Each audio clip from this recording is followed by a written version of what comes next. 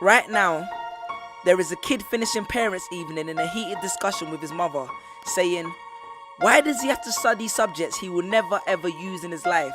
And she will look at him blank-eyed, stifle a sigh, think for a second, and then lie. She'll say something along the lines of, to get a good job you need a good degree, and these subjects will help you get a good degree. We never had this opportunity when I was younger. And he will reply, but you were young a long time ago, weren't you, Mum? And she won't respond, although what he implies makes perfect sense, that society's needs would have changed since she was 16. But she will ignore him, grip his hand more sternly, then drag him to the car.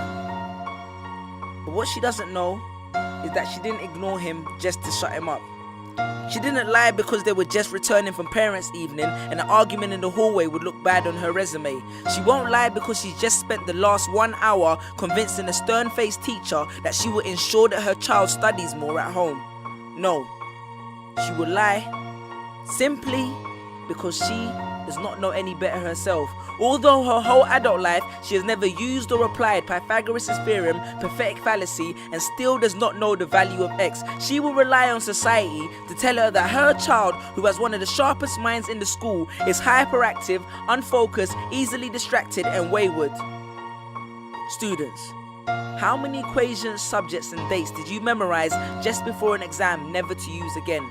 How many A grades did you get which were never asked for when you applied for a job?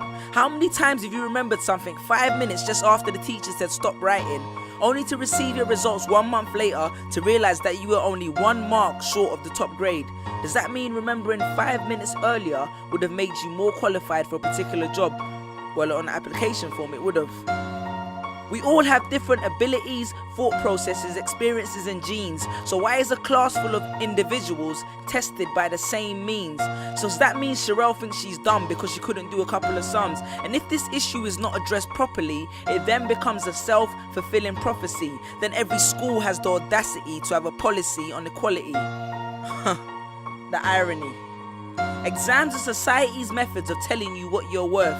But you can't let society tell you what you are, because it's the same society that tells you that abortion is wrong but then looks down on teenage parents. The same society that sells products to promote natural hair, looks, and smooth complexion, with the model on the box half photoshopped and has fake lashes and hair extensions, with pastors that preach charity but own private jets, imams that preach against greed but are all fat, parents that say they want educated kids but constantly marvel at how rich Richard Branson is, governments that preach peace but endorse wars, that say they believe so much in the importance of higher education and further learning, then why increase tuition fees every single year? I believe Miss Jefferson when she took me into the office and said that my exams would be imperative to my success, because we was taught to always follow when Miss Jefferson led. But then I took Jefferson out of the equation and learned to think for myself. I realized we was taught to always follow when Miss led. The irony.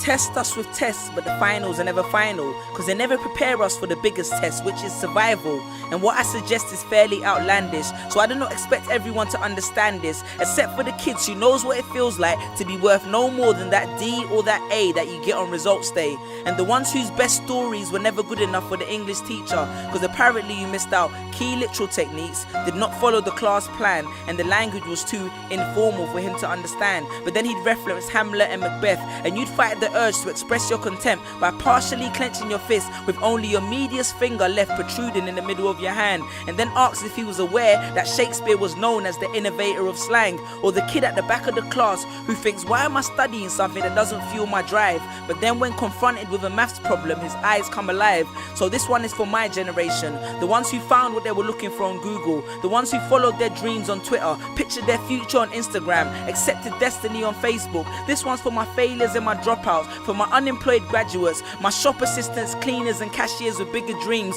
my self-employed entrepreneurs, my world changers, and my dream chasers. Because the purpose of why I hate school but love education was not to initiate a worldwide debate, but to let them know that whether 72 or 88, 44 or 68, we will not let exam results decide our fate.